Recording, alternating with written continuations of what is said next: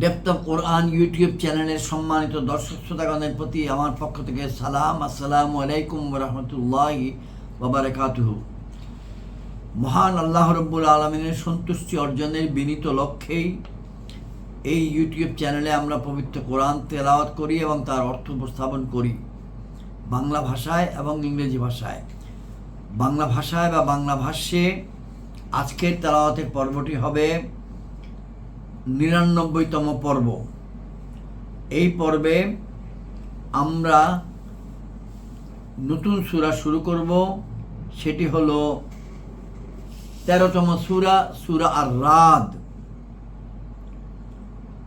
এই সূরাটি ছোট সূরা, আয়াত সংখ্যা ৪৩ এবং এই সূরাটি কয়েকটি আয়াত মদিনা শরীফে, বেশিরভাগ আয়াত মক্কা শরীফে নাজিল হয়েছিল। এই সূরার মৌলিক বক্তব্য হচ্ছে বিশ্বজগতের প্রতি আল্লাহর নিয়ন্ত্রণ এবং পবিত্র কোরআনের বিস্ময়কর শক্তি, দুনিয়ার জীবনের ক্ষণস্থায়িত্ব, মানুষের সঙ্গে মানুষের আত্মীয়তার সম্পর্ক বজায় রাখার গুরুত্ব,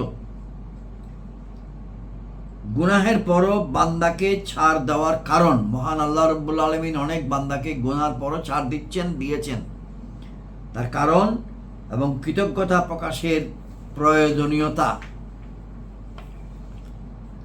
এই যে মহাবিশ্ব, তাতে ছড়িয়ে ছিটিয়ে থাকা আল্লাহর অগণিত সৃষ্টি, তা নিয়ে গভীরভাবে চিন্তা ভাবনা করা। আল্লাহর এইসব সৃষ্টি নিয়ে চিন্তা ভাবনার ফলে ঈমান তাজা হয় আর মজবুত হয়। ঈমান যত মজবুত হবে, কঠিন পরিস্থিতিতে ধৈর্য ধরাও তত সহজ হবে। আর ধৈর্যের পুরস্কার তো বিশাল।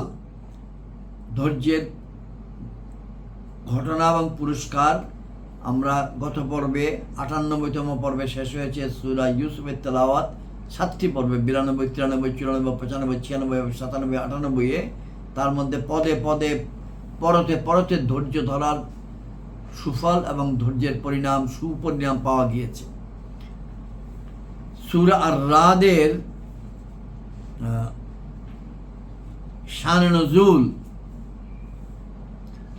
মক্কায় দিন যতই যাচ্ছিল, মুমিনদের অবস্থা ততই কঠিন হচ্ছিল। আল্লাহ তাআলা একের পর এক বার্তা পাঠাচ্ছেন।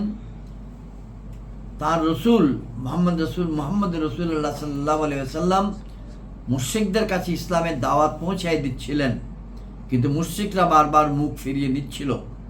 মুমিনরা সেই সময় ভাবতে লাগছিলেন, এমন অলৌকিক কিছু যদি ঘটত যা দেখে এরা ঈমানদার হয়ে যেত।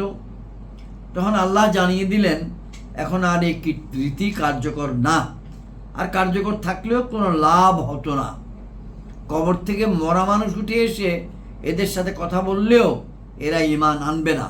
অর্থাৎ ওই আমলের মক্কার কাফেরদের প্রসঙ্গে বলা হচ্ছে। তারা জাদু বা অন্য কিছু বলে পাশ কাটিয়ে যাবে।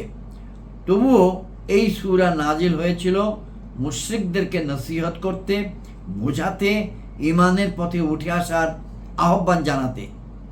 মুহাম্মদ রাসূলুল্লাহ সাল্লাল্লাহু আলাইহি ওয়াসাল্লাম যে সত্য নবী, আল্লাহ এই কথা তুলে ধরেছেন। তাদেরকে পরকালের বাস্তবতা সম্পর্কে ধারণা দিয়েছেন, আর এই বোঝানোর ফাঁকে ফাঁকে দিয়েছেন কিছু সতর্কবাণী। মোট কথা, তাওহীদ, রিসালাত ও আখিরাত, এই ঈমানের এই তিনটি গুরুত্বপূর্ণ মৌলিক বিষয়। ঈমানের এই তিনটি গুরুত্বপূর্ণ মৌলিক বিষয়, তাওহীদ, রিসালাত, আখিরাত সম্পর্কে পর্যাপ্ত ধারণা দিতেই এই সূরাটি নাজিল হয়। এভাবে বোঝানোর পরও যদি কেউ এ থেকে মুখ ফিরিয়ে নেয়, যেমন সেই আমাদের মক্কা লোকেরা নিয়েছিল, তাহলে তাদের জন্য থাকবে জাহান্নামের দাউ দাউ করা আগুন। আজকের বিশ্বের মানুষের জন্য এই সূরা এই একই কথা বলছে। আল্লাহ আরও জানালেন, অনেকগুলো বছর মুসলিমরা যে কষ্ট স্বীকার করেছে, তাদেরকে এর পুরস্কার তিনি পরকালে দিবেন। এই আশ্বাস মুসলমানদের বা মুমিনদের মনে প্রশান্তি এনে দিয়েছিল, এখনো এনে দেয় এবং দিবে।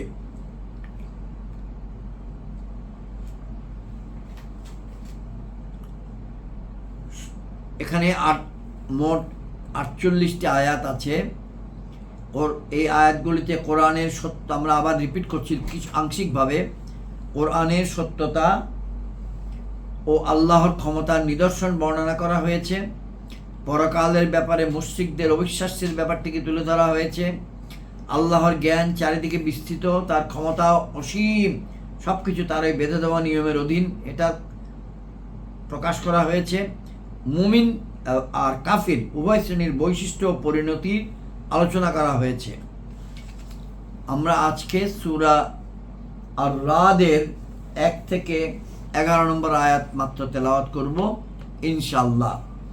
আজকে হলো জুলাই মাসের 19 তারিখ 2025 খ্রিস্টাব্দ, শ্রাবণ মাসের 4 তারিখ 1432 বাংলা এবং হিজরি ক্যালেন্ডার, বাংলাদেশে অনুসরণকৃত হিজরি ক্যালেন্ডার মোতাবেক পবিত্র মুহররম মাসের 23 তারিখ 1447 হিজরি, 99তম পর্ব সূরা আর-রাদ।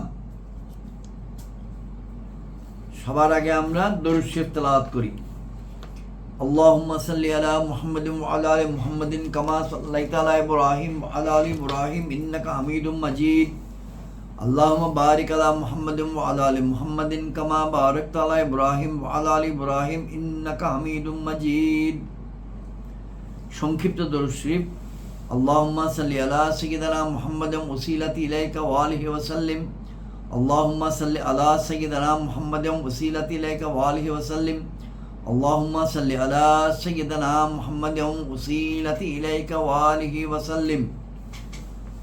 আউযু বিল্লাহি মিনাশ শাইতানির রাজীম। বিসমিল্লাহির রহমানির রহিম। আলিফ লাম মিম রা তিলকা আয়াতুল কিতাব ওয়াল্লাযী উনজিলা ইলাইকা মির রাব্বিকাল হাক্কু ওয়ালাকিন্না আকসারান নাসি লা ইউমিনুন। আল্লাহুল্লাযী রাফাআস সামাওয়াতি বিগাইরি আমাদিন তারাউনাহা সুম্মা ইসতাওয়া আলাল আরশি ওয়া সাখখারাশ শামসা ওয়াল কমার কুল্লুন ইয়াজরি লিআজালিন মুসাম্মা ইউদাব্বিরুল আমরা ইউফাসসিলুল আয়াতি লাআল্লাকুম বিলিকাই রাব্বিকুম তুকিনুন। وهو الذي مد الأرض وجعل فيها رواسي وأنهارا ومن كل الثمرات جعل فيها زوجين اثنين يغشي الليل النهار إن في ذلك لآيات لقوم يتفكرون। لآيات لقوم يتفكرون। وفي الأرض قطاع متجاورة وجنات من أعناب وزرع ونخيل صنوان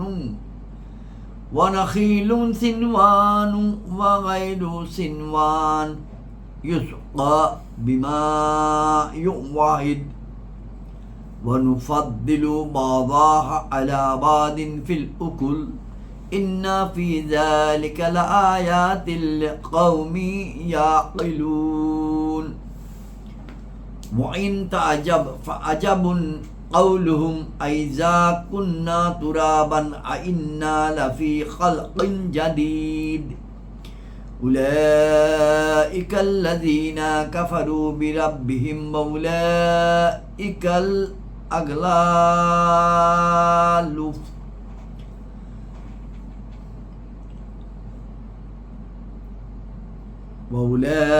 الأغلال في أعناقهم وأولئك أصحاب النار هم فيها خالدون।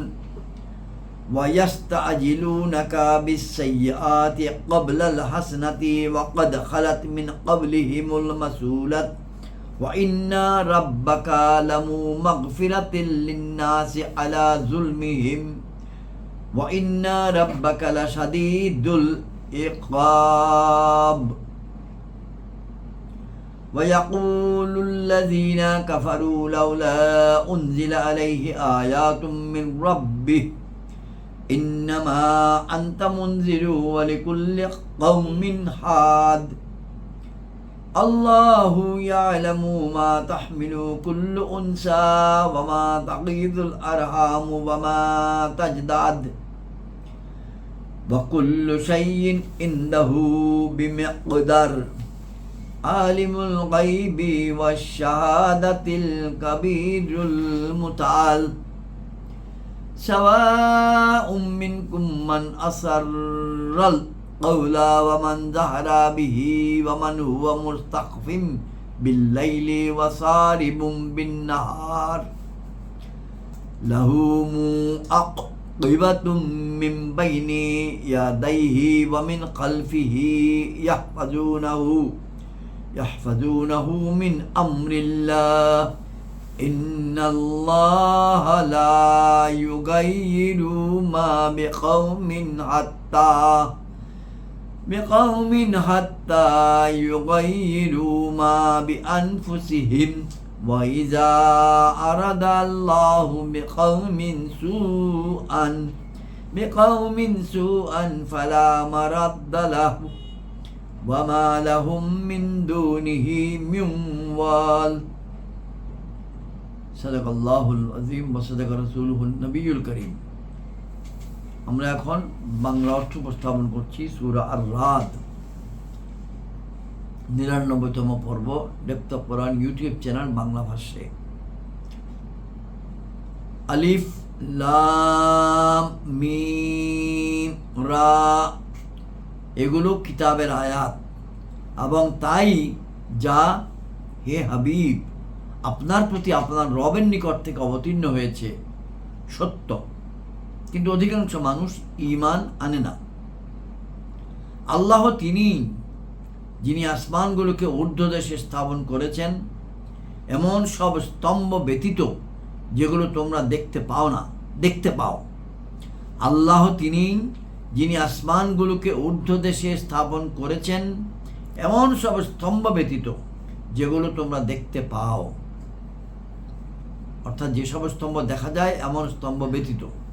অতঃপর আরশের উপর ইস্তিওয়া ফরমায়েছেন, সমাসীন হয়েছেন, যেভাবে তার মর্যাদার জন্য শোভা পায়, এবং সূর্য চন্দ্রকে অনুগত করে রেখেছেন। প্রত্যেকটি একটি নির্দিষ্ট প্রতিশ্রুত কাল পর্যন্ত আবর্তন করতে থাকবে।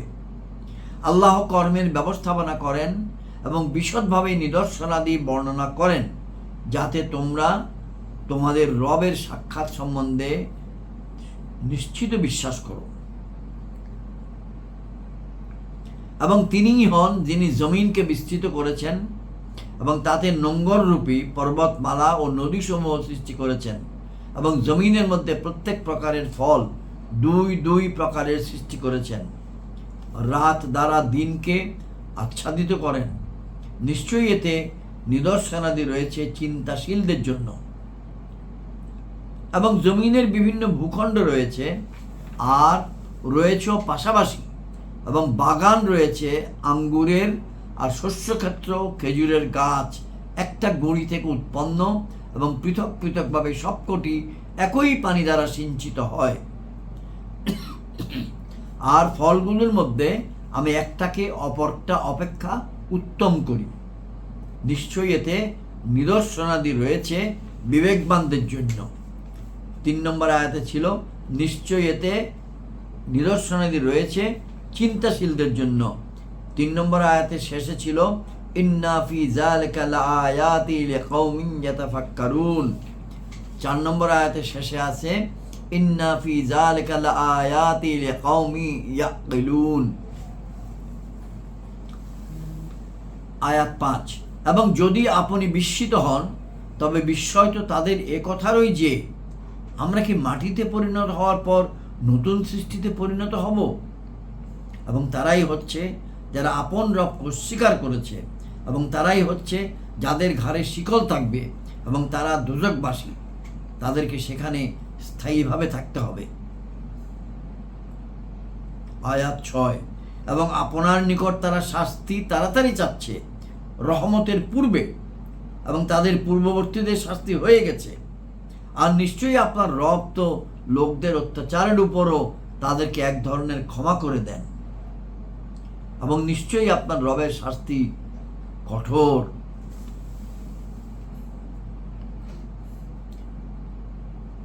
এবং কাফিররা বলে, তার উপর তার রবের নিকট থেকে কোনো নিদর্শন কেন অবতীর্ণ হয়নি?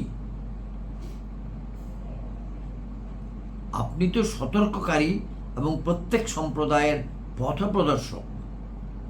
আল্লাহ জানেন যা কিছু কোনো মাদির গর্ভে থাকে, এবং জরায়ুতে যা কিছু কমে ও বাড়ে, এবং প্রত্যেক বস্তু তার নিকট একটা নির্দিষ্ট পরিমাণে রয়েছে। আয়াত 9 নম্বর আয়াত, প্রত্যেক গোপন ও প্রকাশ্যের জ্ঞানী, সবচেয়ে মহান, সর্বোচ্চ মর্যাদাবান। আলিমুল গায়বি ওয়াশ শাহাদাতিল কাবীরুল মুতাআল। আলিমুল গায়বি ওয়াশ শাহাদাতিল কাবীরুল মুতাআল। আয়াত 10, সমানই যে তোমাদের মধ্যে কথা নীরবে বলে এবং যে সরবে বলে, আর যে রাতে আত্মগোপন করে এবং দিনের বেলায় পথে বিচরণ করে। কথা বলতে টিকায় লেখা আছে জিকির। আয়াত 11, আজকের আলোচনা শেষ আয়াত। মানুষের জন্য পালাক্রমে আগমনকারী ফেরেশতা রয়েছে তার সম্মুখ ও পশ্চাতে। মানুষের জন্য পালাক্রমে আগমনকারী ফেরেশতা রয়েছে তার সম্মুখ ও পশ্চাতে। তারা আল্লাহর আদেশে তার রক্ষণাবেক্ষণ করে। নিশ্চয়ই আল্লাহ কোনো সম্প্রদায়ের নিকট থেকে তার নিয়ামতের পরিবর্তন করেন না যতক্ষণ পর্যন্ত তারা নিজেরা নিজেদের অবস্থার পরিবর্তন করে না। এবং যখন আল্লাহ কোনো সম্প্রদায়ের অমঙ্গল চান তখন সেটা রদ হতে পারে না, এবং তিনি ব্যতীত তাদের কোনো সাহায্যকারী নেই। 11 নম্বর আয়াত, সূরা আর-রাদ। ফেরেশতাগণ সম্বন্ধে বক্তব্য আছে। এই প্রসঙ্গে 3টা টিকা আমি পড়ে নিচ্ছি। প্রত্যেক মানুষের সাথে 60 জন 60 অথবা কম বেশি ফেরেশতা হেফাজতের জন্য থাকেন, আর প্রত্যেক বালেগ ও বিবেকবান মানুষের সাথে 2 জন ফেরেশতা ডানে ও বামে আমলনামা লেখার জন্য থাকেন। মহান আল্লাহ রাব্বুল আলামিন 50তম সূরা আয়াত 17-তে বলেছেন, ফজরের নামাজের পর রাতের ফেরেশতাগণ চলে যান, আর আসরের পর দিনের ফেরেশতাগণ রওনা হয়ে যান। তাছাড়া ফজর ও আসরের সময় রাত ও দিনের ফেরেশতাগণ একত্রিত হয়ে যান। মহান রব সূরা 17 আয়াত 78-এ বর্ণনা করেছেন, ইন্না কুরআনা